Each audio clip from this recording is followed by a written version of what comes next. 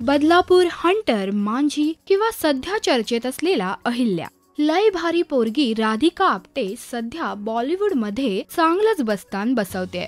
राधिकाने मराठी आणि Bollywood film industry आधी साऊथ फिल्म्स मध्ये काम केलंय, त्यामुळे साऊथ फिल्म इंडस्ट्री तिच्यासाठी काही नवीन नाहीये। परंतु साऊथ मधली तिची ही अचीवमेंट सध्या चर्चेचा विषय ठरणार आहे। बातमी अशी आहे की राधिका तिच्या आगामी चित्रपटात थलाइवा द बॉसच्या अपोजिट कास्ट होणार आहे। राधिका आपटे चक्क रजनीकांत सोबत चित्रपटात काम करणार आहे।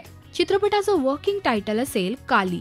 रजनीकांतच्या या चित्रपटात अभिनेत्री नसेल असंच आधी ठरलेलं, परंतु त्यानंतर मात्र हिरोईनची आवश्यकता भासू लागली।